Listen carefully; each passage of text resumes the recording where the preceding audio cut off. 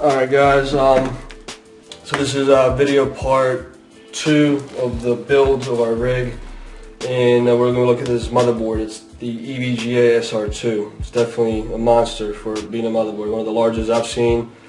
So let's go ahead and unbox it real quick and we're going to talk about it. If you didn't see our first video, please use protection. Ground yourself to the case if you can see that, because if you're, got your feet on the carpet, or it's winter time like right now and it's extra dry, you don't want to short this thing out.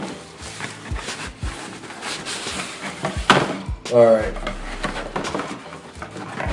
so first thing you'll see, we got our accessories box. Comes with all of your your driver CD, I'm sure.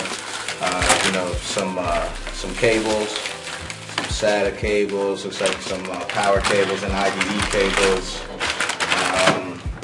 Lovely documentation. And then a quick start guide, which is going to come in handy. Then we've also got a USB panel.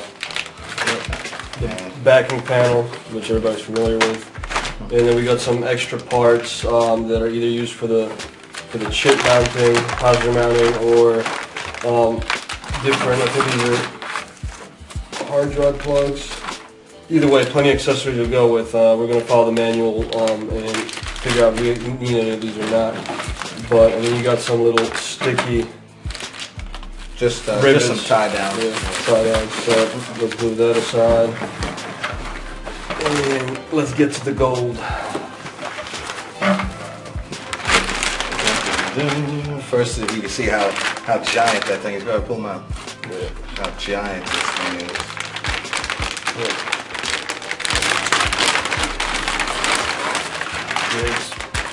It's definitely on the heavier side as well.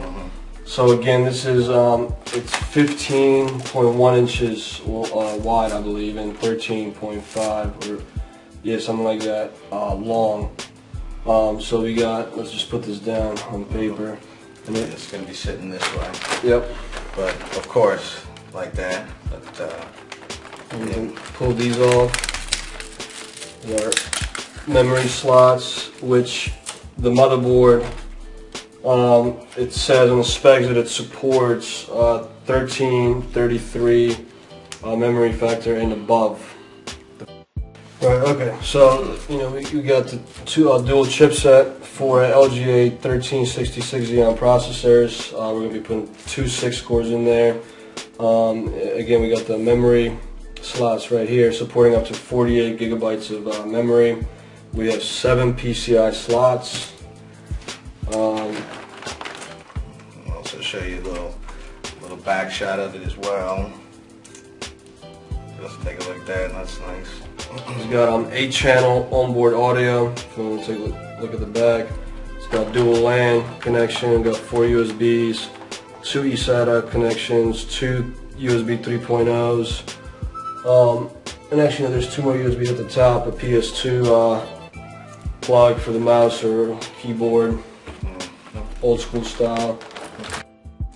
Alright, this is also one of the only motherboards, server motherboards with a dual chipset that I found that supports SATA drives with 6 gigabit per second speed. I wasn't able to find anything else. This actually supports 2 of them, and I think 4, actually 2 SATA drives at 6 gigabits per second, and then 6 more SATA drives at 3 gigabits per second.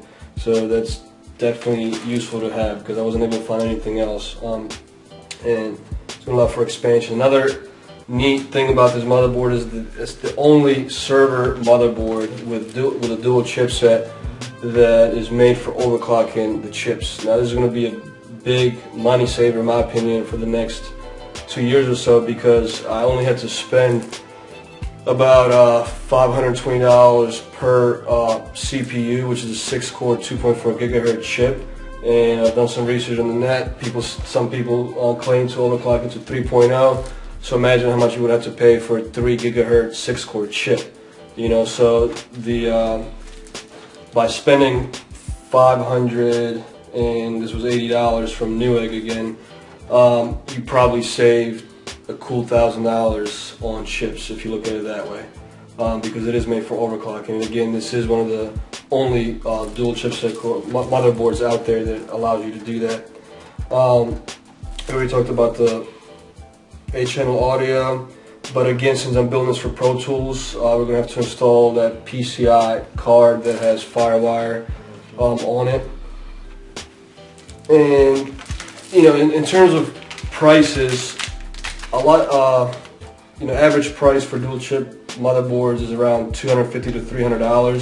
So even though this thing was again $580, it's not a bad trade-off because of what it can do in the long run, especially with overclocking the chips, and they're going to be water cooled as well. So I'm not worrying about this thing frying the chips. Get on and build it. Yeah, so let's go. Next videos we're going to show you how to put all the parts in before we actually put it in the case. That's another thing I would recommend if you're building a rig. Don't put the motherboard first in the case and then trying to put all the parts in it, because when you mount the processors and you put the water blocks on it and you put the memory in it, it gives you an idea of when you put it in the case how you're going to have to organize your cables, run the tubes for water cooling and all that good stuff. So first build it on the table, and then as the last step you put it inside the case. So without further ado, we're going to go ahead and get started putting this bad boy in, and we will pick back up later.